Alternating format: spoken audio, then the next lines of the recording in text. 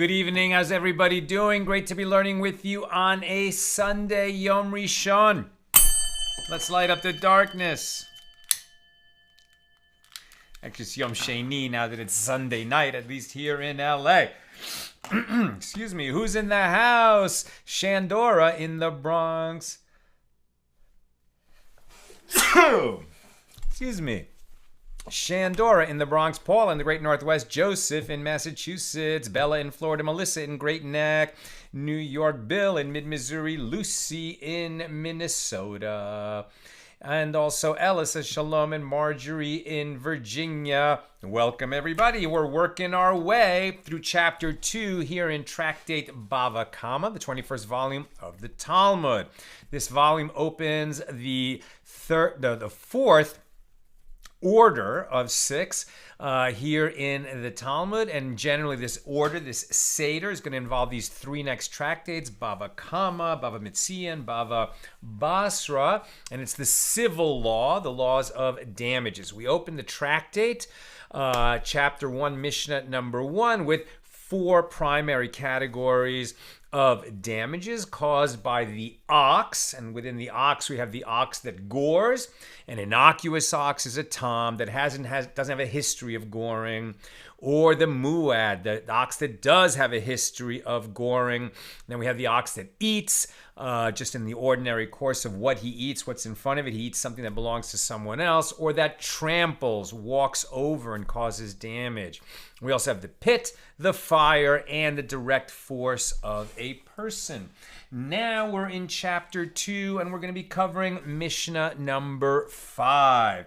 Tonight's episode of AT Daily sponsored by my friend Steve Potter, who says, "For you, Sal, and all those who bring out AT, it means a lot to me every time I see it." Thank you so much, Steve. Thank you for enabling us to share more Torah with more people around the world.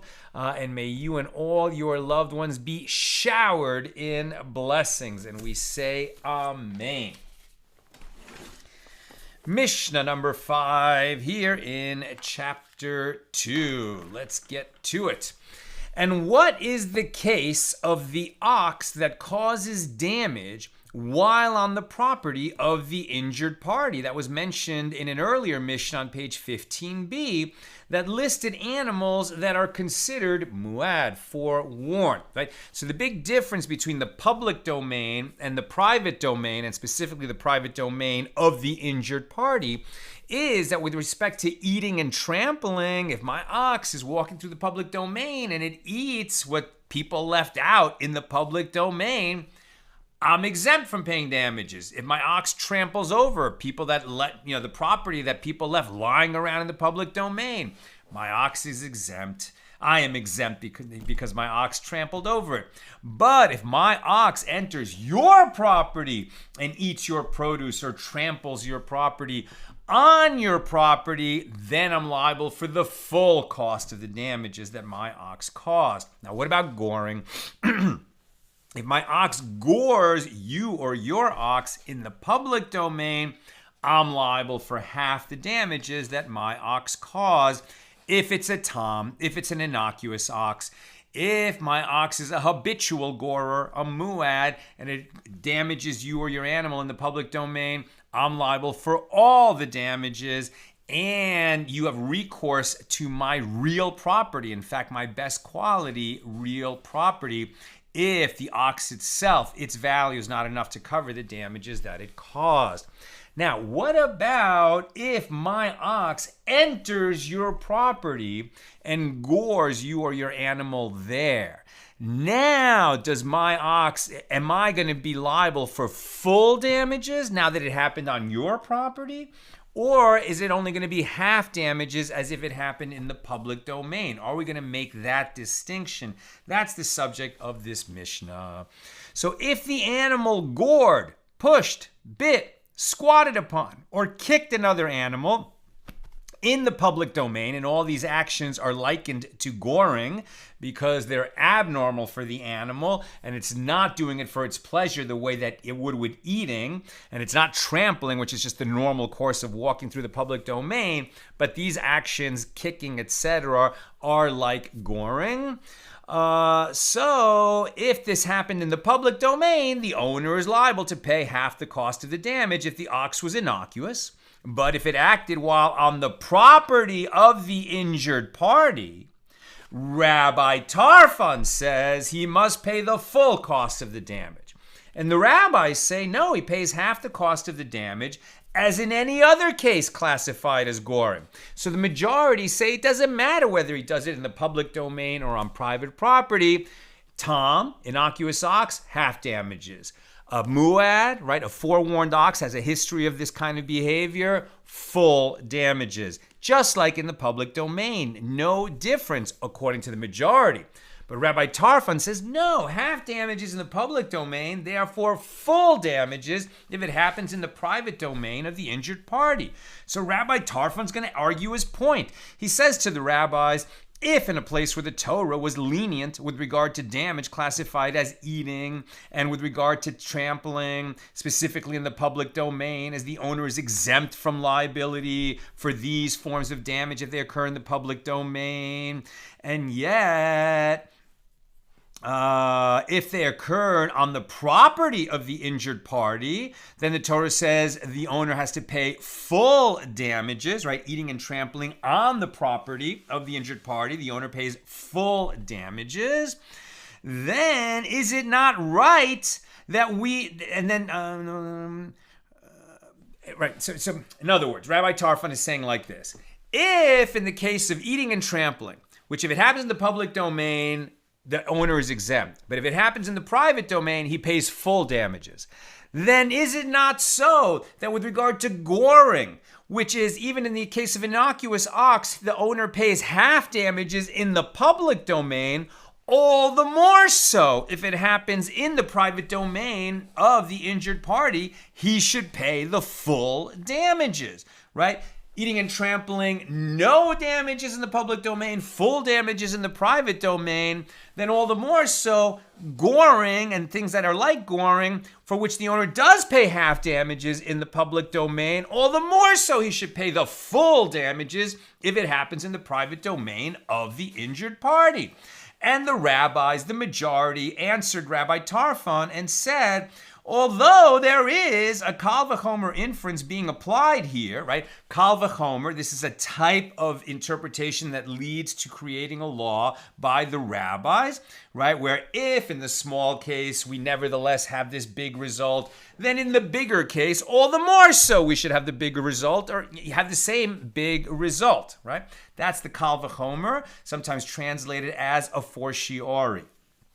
So the rabbi said to him, although there is a kal vachomer inference being applied here, still it is sufficient for the conclusion that emerges from the kal vachomer inference to be like its source, meaning that the law cannot be stricter with the kal vachomer inference than it is with the case that serves as the source of the kal vachomer inference. Therefore, just as one is liable to pay half the cost of damage classified as goring by an innocuous ox in the public domain, so too for damage classified as goring by an innocuous ox on the property of the injured party, the owner of the ox is liable to pay only half the cost of the damage.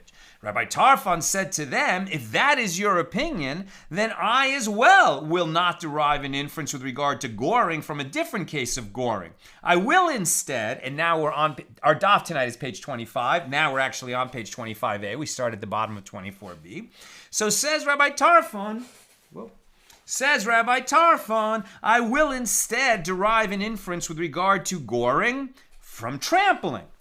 And if in a place where the Torah was lenient with regard to damage classified as eating and trampling, specifically in the public domain, as the owner is exempt from liability, and nevertheless the Torah was strict with regard to damage classified as goring, requiring him to pay half of the cost of the damage, then in a place where the Torah was strict with regard to the damage classified as eating and trampling, specifically on the property of the injured party, as the animal's owner is obligated to pay the full cost of the damage, is it not right that we should be equally strict with regard to damage classified as goring and require payment of the full cost of the damage in that case as well? And the rabbi said to him, here as well, it is sufficient, right? So what they're saying is this is actually a principle of rabbinic law. It is sufficient, right? This is a principle that we're going to see some rabbis hold by and some don't. Because you can't come out with a law through a kal vachomer that's stronger than the original law. It's just all the more so we should apply the same law, and therefore make that law even bigger, right? Even stronger. We're not going to do that. That's what the principle of it is sufficient means. So the rabbi said to him, here as well, it is sufficient for the conclusion that emerges from the kal vachomer inference to be like its source. And therefore, just as one is liable to pay half the cost of the damages classified as goring by an innocuous ox in the public domain, so too for the damage classified as goring by an innocuous ox on the property of the injured party, he will be liable to pay only half the cost of the damage, as ultimately your kal vachomer inference still depends on the fact that for goring in the public domain, one pays half the cost of the damage, and you can't make a stronger law than the Torah law. That's where the Mishna ends. Now let's go to the Gemara. And it is true that Rabbi Tarfon does not, question. And is it true that Rabbi Tarfon does not accept the principle of it is sufficient for the conclusion that emerges from a kal vachomer inference to be like its source? But that cannot be, as the principle that begins with it is sufficient is an aspect of Torah law. Where do we get this principle? It is sufficient, right, to say that when we're taking a law from one area and applying it to another because it's only going to apply all the more so in that second area. Where do we get the idea of a kal vachomer inference and how far we're going to take it? From the Torah. And where do we see this? It's in the incident when the children of Israel are wandering in the wilderness, in the desert, after leaving Egypt.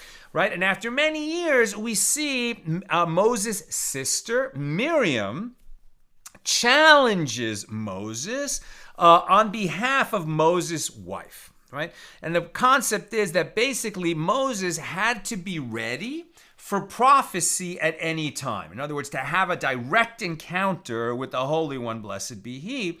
And since we learned at Mount Sinai that when people have an encounter with the Holy One they know is coming, they should not have sex for several days before, right? Because it said, a man do not come near a woman for the 3 days before God appears on Mount Sinai and delivers the 10 Commandments. Now that's when God appeared to everyone. But God appeared to Moses regularly, frequently, and without notice. And so therefore, because it was without notice, Moses, basically had to physically, not emotionally, but physically part from his wife and keep himself ready for prophecy at any time. Never mind, he's over 100 years old at this point. But nonetheless, he keeps himself in that state. And Miriam says, what are you doing? How can you do this to your wife? Basically she's making not a bad argument, like, hey, there's other people here that can do prophecy and you tend to your wife. But it really wasn't her place to say that. And now that she has said it and sort of gossiped and spoken lashon hara about her brother, and with whom did she speak? With the third sibling, Aaron, the high priest. And God reprimands them, and specifically reprimands her for speaking about Moses in this way, and gives her tsaras, right? So her skin develops this condition that is a physical manifestation of a spiritual sickness, in this case, speaking lashon hara about her brother. And Moses prays for her, and she is healed But like anyone who's a Mitzorah, who has this condition, it doesn't exist anymore in modern times. It only existed when the whole nation was at a higher level. But at any rate, part of the purification from that skin condition, tsaras, is quarantine, right? Being outside the camp for a period of how many days, right? So that's the question, how many days? And you'll see how this principle now is going to be used, right?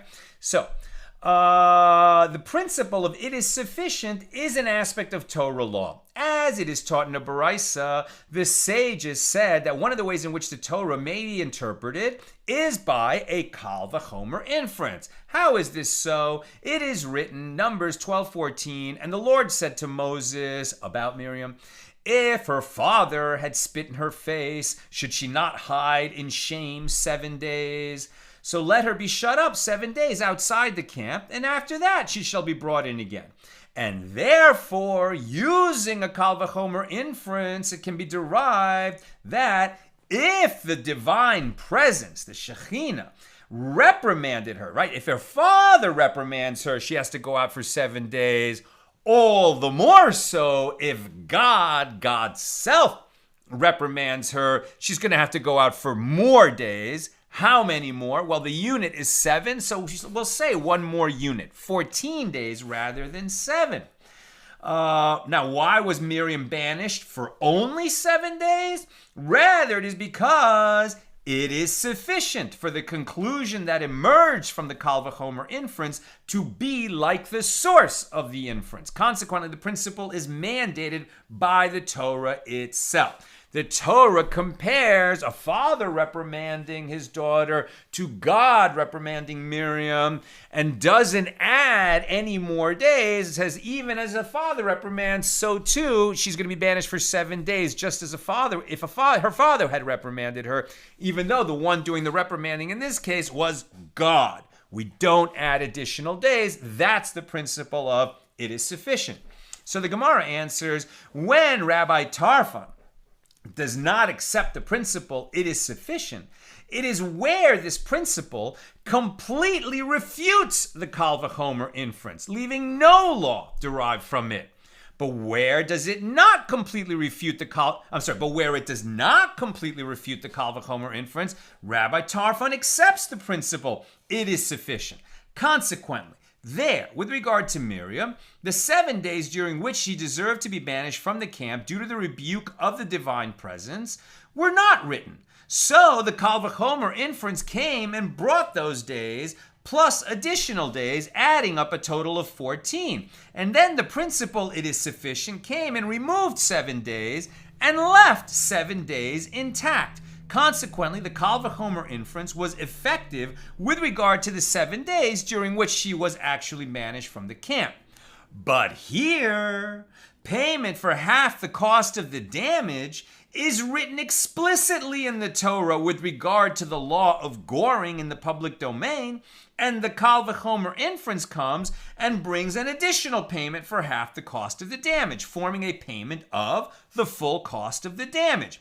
If you interpret the law employing the principle it is sufficient to reduce the payment to half the cost of the damage, well, this completely refutes the kal vachomer inference, as no law would be derived from the inference. The initial payment for half the cost of the damage was already written explicitly in the Torah. You don't need a kal vachomer inference to say that there's still going to be damage paid when it happens on private property compared to happening in public domain. Bottom line is the Torah said, if your innocuous ox gores somebody else's ox, you pay half the damages. Makes no difference whether it's public property or private property. You're going to have to pay half the damages. So there is no kal vachomer inference. It's been completely uprooted. So the Gemara asks, well, how do the rabbis understand this matter? Rabbi Tarfon's made a good argument. So what are they going to say? The Gemara answers, in the rabbi's opinion, the plural, right, the majority, the 7 days during which Miriam had to be banished due to the reprimand that she received from the divine presence are in fact written in the Torah, let her be shut up 7 days. So this indicates that the kal vachomer inference is not required to teach the law of the 7 days that she was banished, as it would have added only the extra 7 days. And this means that according to the rabbis, there is a source in the principle, in the Torah, for the principle, it is sufficient. It is employed even when the kal vachomer inference is refuted completely. So the Gemara asks, and what would Rabbi Tarfon say about that reasoning, which sounds very reasonable? And the Gemara answers, he would say that this verse, let her be shut up for 7 days, this is necessary to teach us the basic fact that we interpret the law according to the principle, it is sufficient, for the conclusion that emerges from a kal vachomer inference to be like its source. And the Gemara asks, well, then what would the rabbis say in response? And the answer is, they would point out that a different verse is written about Miriam. Quote, and Miriam was shut up outside the camp 7 days. That's a different verse. And the Gemara asks, well, how would Rabbi Tarfon respond to that? And the Gemara says, that verse teaches that we interpret the law according to the principle, it is sufficient, even generally, and not only in this specific case. And this point is necessary so that you do not say, here the principle, it is sufficient, is employed due to respect for Moses. But generally, that is not done. This verse, therefore, teaches us that this is not so. We use this principle all the time, not just when we're talking about that the sister of Moses spoke Lashon Hara about Moses, the greatest prophet ever. So Rav Papa said to Abaye, is the fundamental principle of it is sufficient for the conclusion that emerges from a kal vachomer inference to be like its source, is that actually accepted by all authorities? That's what Rav Papa is asking Abaye. But there is this Tana, right, this rabbi of the Mishna, who does not interpret the law in accordance with this principle of it is sufficient, even though it is a case where the principle does not refute the kal vachomer inference completely. So what is this example, and what is the teaching, and who is teaching it? As it is taught in a baraisa, from where is it derived that the semen of a man who experiences a gonorrhea-like discharge, so he is a zav, imparts ritual impurity by someone carrying it, as well as by someone coming into contact with it, just as the actual gonorrhea-like discharge would.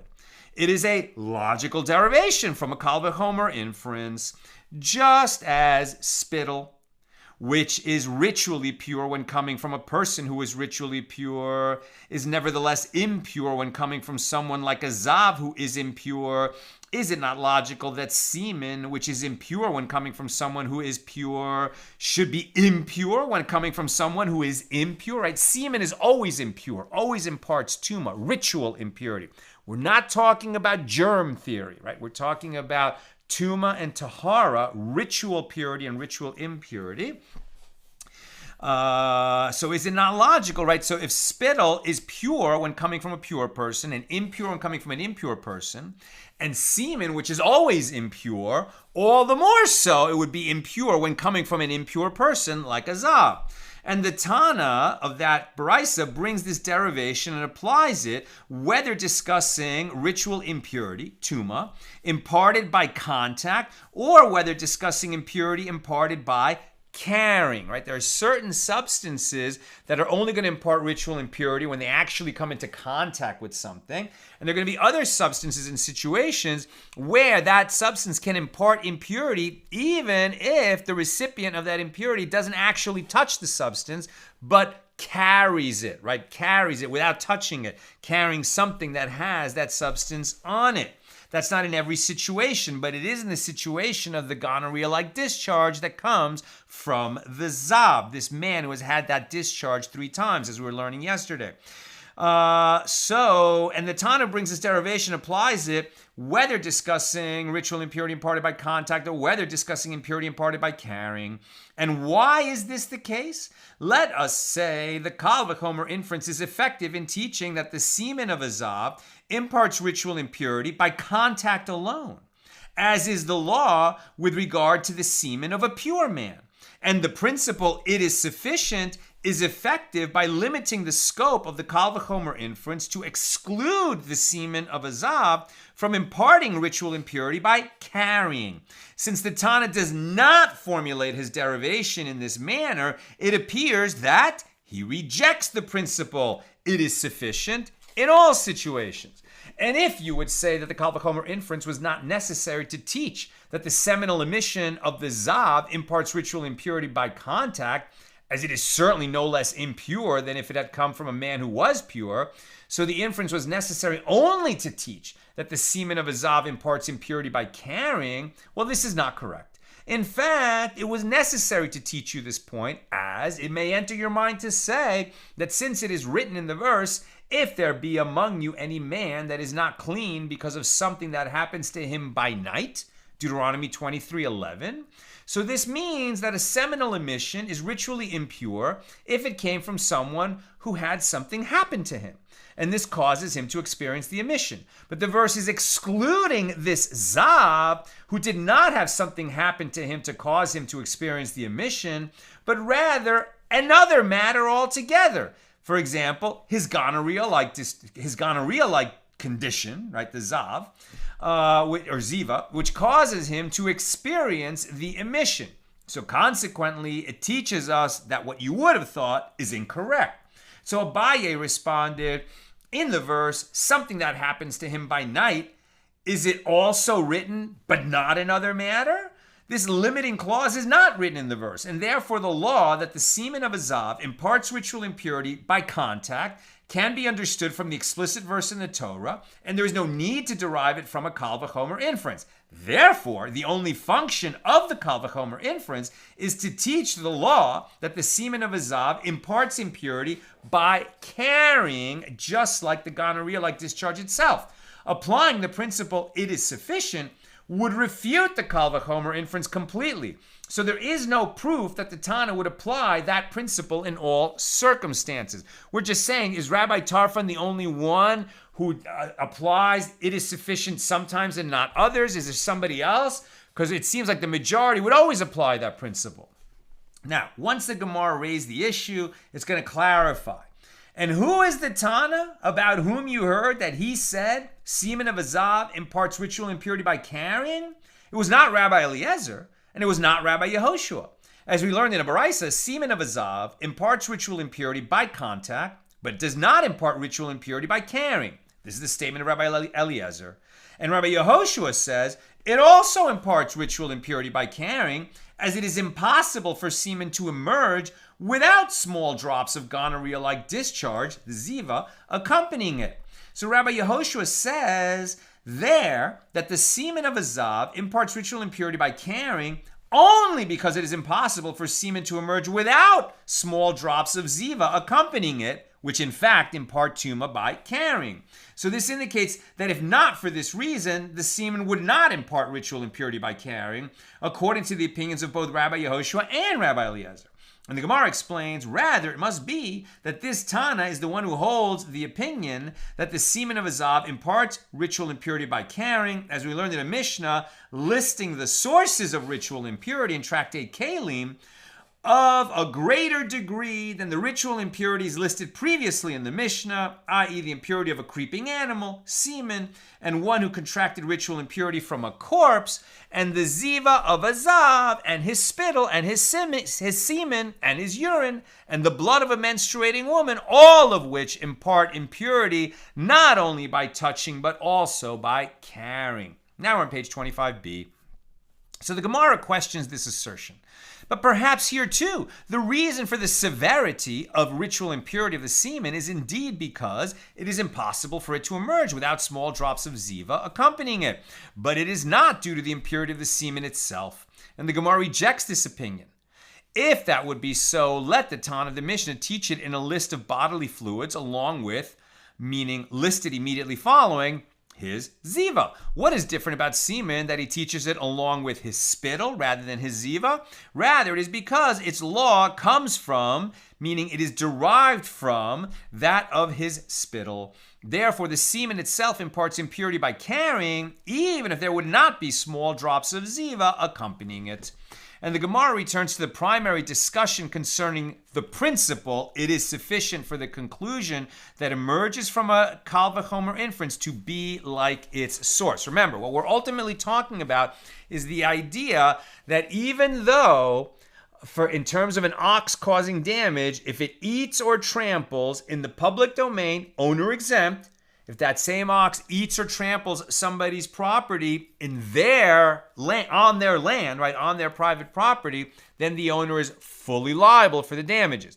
With respect to goring, if it happens in the public domain, the owner is liable to pay half damages if the ox doesn't have a history of goring, and full damages if it does have a history of goring. So Rabbi Tarfon suggested, therefore, if the ox gores, an innocuous ox gores on somebody's private property, then, just as eating and trampling, no liability in public domain, full liability in the private domain, it must be that the goring ox that was half liability in the public domain is going to be full liability in the public domain using this kal vachomer. If, with respect to eating and trampling, no liability in the public domain, full liability in the public domain. So now we're going to extend that principle from half liability to at least full liability, if not more. But the rabbis the majority who overrule Rabbi Tarfon said, no, we're going to only use that kal vachomer to say that just as there's half liability in the public domain, so too there is half liability for an innocuous ox in the private domain, and we're not going to extend it to full liability because of this principle. It is sufficient that the result of the kal vachomer is as much as the source, but not more so.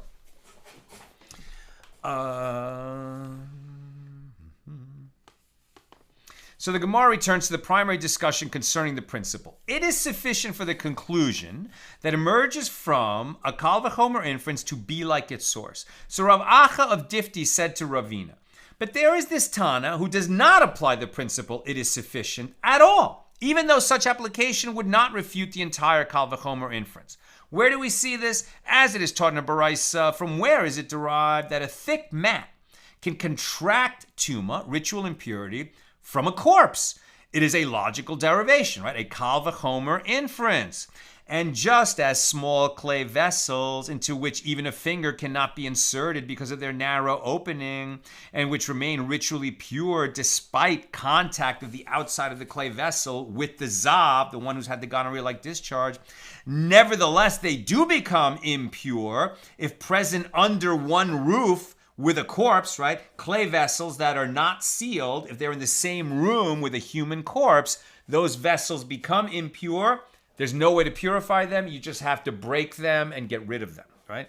But clay vessels don't become impure in certain other ways. So this is a stringency of corpse tumah, that if they're under the same roof with a corpse, then they do become impure. Then is it not right that a mat, right, like a woven mat, a wicker mat, which can become impure due to contact with the zav, all the more so will become impure if present under one roof with a corpse. And the Tana cites this kal vachomer inference both to derive the law that the mat becomes ritually impure with impurity that lasts until nightfall, as it would if it were to come into contact with a zav, and to derive that the mat becomes ritually impure with impurity that lasts for 7 days, as would any vessel that contracted ritual impurity from a human corpse. And why does he do so? Say instead that the kal vachomer inference is effective in deriving the law that the mat can contract ritual impurity from a corpse, but only with regard to rendering it impure until nightfall. And also say that the principle, it is sufficient, would be effective by limiting the scope of the kal vachomer inference to exclude the possibility that wicker mat would be rendered impure for 7 days. So Ravina said to Rav Acha, this question was already raised by Rav Nachman bar Zechariah to Abaye. And Abaye said to him in response, this Tana that we're talking about does not derive the law with regard to the mat through a kal vachomer inference from the case of a zav. That's not what he's doing. Rather, he derives it from the law of a mat that came into contact with a sheretz, the carcass of a creeping animal. And this is what he's saying. The first derivation is as follows. From where is it derived that a mat is susceptible to impurity imparted by the carcass of a creeping animal? And it is a logical derivation based on kal vachomer inference. And just as small vessels, which remain pure despite contact with a zav, nevertheless become impure from contact with the carcass of a creeping animal, is it not right that a mat, which does become impure from the impurity of a zav, will likewise become impure from contact with the carcass of a creeping animal? So the second derivation is like this. But from where is it derived that a mat contracts impurity from a corpse? It is derived through a verbal analogy, not kal vachomer. With regard to impurity imparted by the carcass of a creeping animal, it is stated, quote, or a garment or leather, Leviticus 11:32. And with regard to impurity imparted by a corpse, it is stated a garment or anything made of leather, Numbers 31:20. Just as with regard to the terms garment and leather stated with regard to a creeping animal, a mat becomes impure from it, so too with regard to the terms garment and leather stated with regard to a corpse, a mat becomes impure from it. So the Gemara notes, it must be that the words garment and leather are free, i.e. those terms must be extraneous in their contexts, and the Torah included them for the express purpose of establishing the verbal analogy. Right? We use a verbal analogy when we have two laws, and in both cases, there's a word that if the word wasn't there, we would still understand what the law is. So it's extra in two contexts.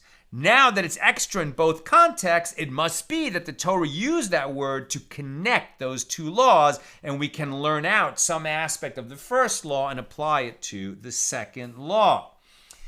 So it must be that these words garment and leather are free. Because if these terms are not free, the verbal analogy can be refuted.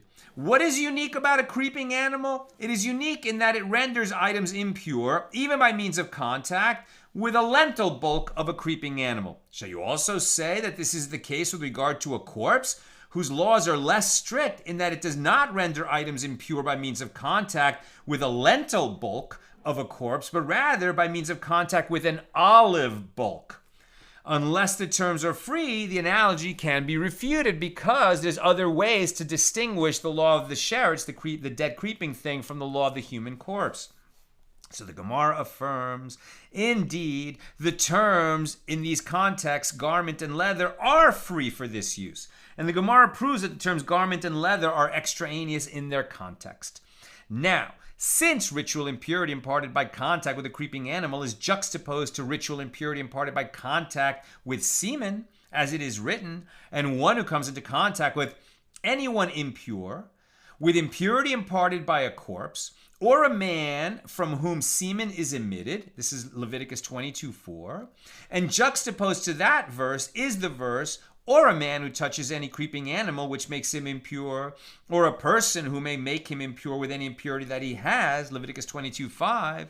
And it is written with regard to the impurity of semen, and every garment and all leather that has semen on it shall be washed with water and will be impure until that evening. Since the verses appear next to each other, the laws of each can be derived from the other. Consequently, why do I need the words garment and leather that the Merciful One wrote with regard to a creeping animal?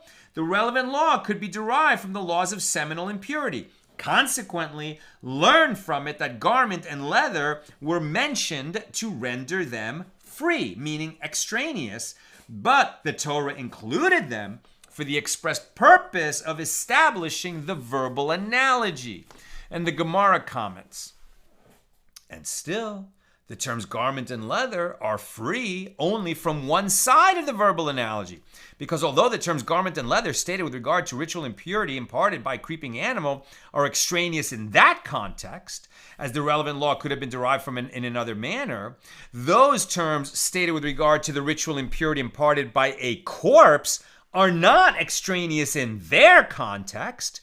Now, this works out well according to the one who says that with regard to a verbal analogy that is free from only one side, one can derive from it and one cannot refute it logically. It is well. But according to the one who says that one can derive a law from a verbal analogy of this kind and one can also refute it logically, then what can be said? It has already been established that the carcass of a creeping animal is stricter in some senses than a corpse.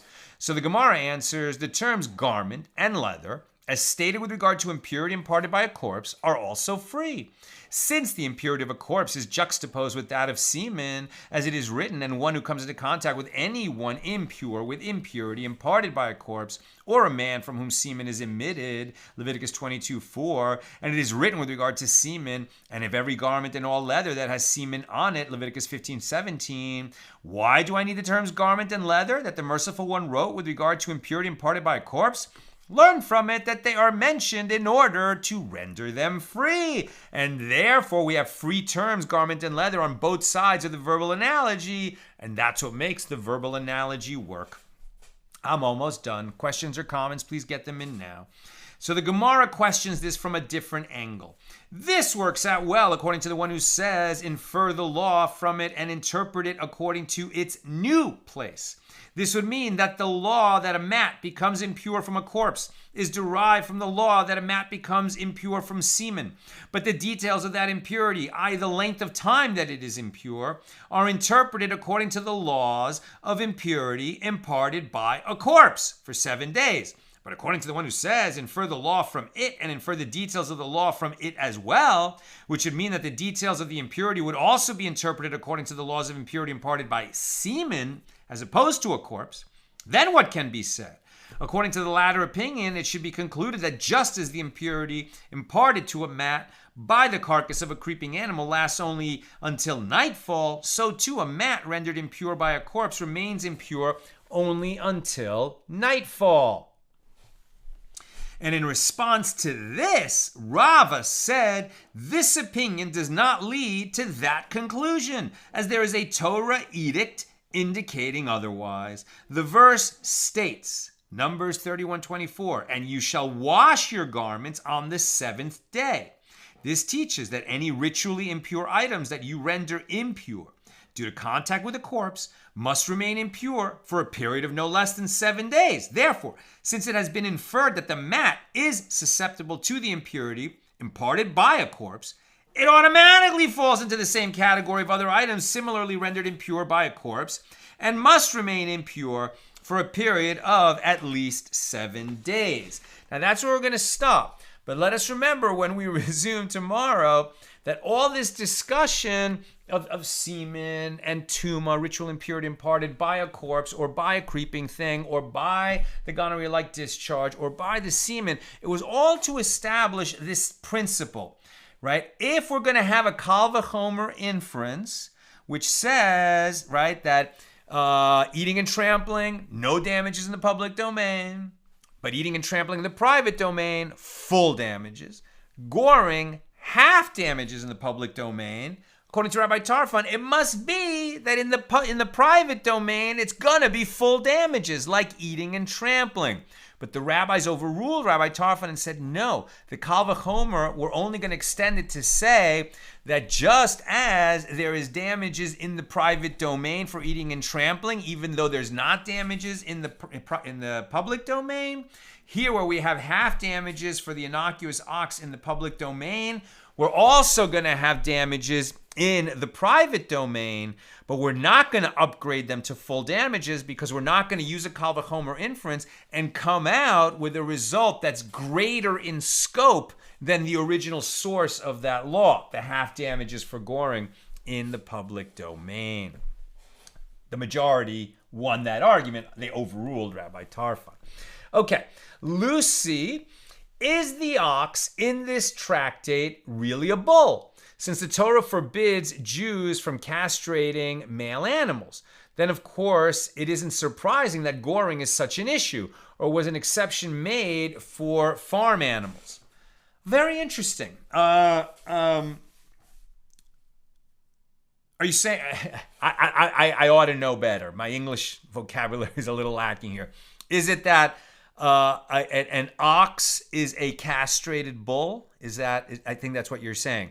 Normally, but I think since we say we don't castrate animals, right, that is prohibited, and we don't, right? So I don't know that there's an exception for that. I think the idea is that an ox here is just as opposed to for breeding, this one is for working. I think that's the distinction that they're making here.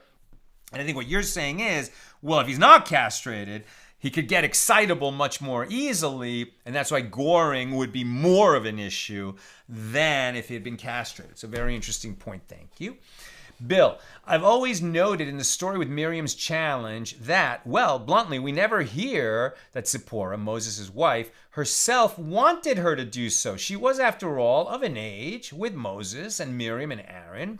It always seemed fairly obvious to me that she probably wasn't, shall we say, totally heartbroken to not continue to have nuptial relations. Moses' physical abilities may not have waned even when he was 119 going on 120, maybe Zipporah, by now a great-grandmother or more, might have just been less interested than Miriam thought she was. I think lending, support for the idea that Miriam was being a busybody, right? And maybe there was more going on to why she was kind of gossiping about her brother than just sticking up for Zipporah, and sort of making it more understandable why God was quick to scold her. Right? And basically, God was also sticking up for Moses, right? He was saying that not only is Moses my most beloved servant, right? That there never was before, and there never has been since a prophet like Moses with whom the Lord spoke face to face, not in a dream, and not in a vision as with other prophets, but face to face, whatever that means, right? Because God has no form, no human form. But God allowed Moses to see something that no other human saw before or since. And, and it cost Moses so much to be the leader of the people, to be ready for prophecy at all times, to take on that burden that he never wanted, but to shoulder it, with all his might, and to do everything that he could, and to advocate for the people. And so many times God was so frustrated with the children of Israel and said, I'll wipe them out. Moses, I'll start with you and your family. You'll be like Abraham. You'll be the father of the Jewish people. And Moses said, no. Right? He always advocated, a great lover of Israel. And so if people were going to be critical of Moses, God didn't like it, right? God didn't like it, even if it was within his family. Sharon, why does the Torah speak of Moses' wife, discussed by Miriam, as a Cushite woman? Zipporah was not a Cushite woman. It is not universal in rabbinic sources that it was, in fact, Zipporah. Does that impact this discussion? I mean, it's pretty standard, right? That when Miriam was referring to the Cushite woman, she was referring to Moses' wife. And there's various interpretations. Why, was she referred to by this nickname? Was she dark of appearance, not necessarily African, but that her features were dark, and so this was being used metaphorically? I mean, it's a good discussion for another day, but it is definitely according to most opinions, right, that Miriam was speaking about Zipporah in that situation. So if we just say for a second, well, what if she wasn't? Then what are we talking about? Did Moses have a second wife? Was there some kind of concubine situation that would lead to, I don't know, that would somehow justify gossip even more? But then God is saying, well, then learn from the example of Miriam, all the more so, even if there was a bigger reason to gossip, you don't gossip, right? So maybe that's the lesson going on there. And finally, Joseph, when the rabbis say a priori or a fortiori, meaning this vachomer inference, does that mean it is simply stating something self-evident used to infer something else? This is my understanding of the term philosophically. Okay, wait a minute.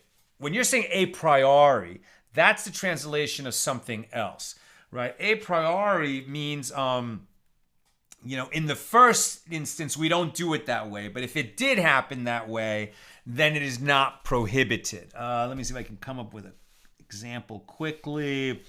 We saw it a couple times in drafting documents that this would be the incorrect way to draft that document. But if it was drafted that way, we don't nullify it, right? That's what we're talking about a priori.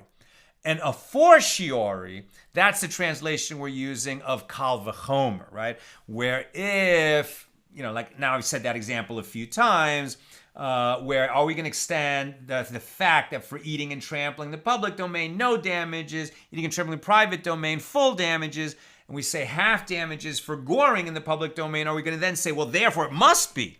If we go from no damages to full damages for eating and trampling, when we go from public to private, and with goring, we start at half damages, all the more so we should end up at full damages when we go to private domain. That's a very classic kal vachomer type of argument.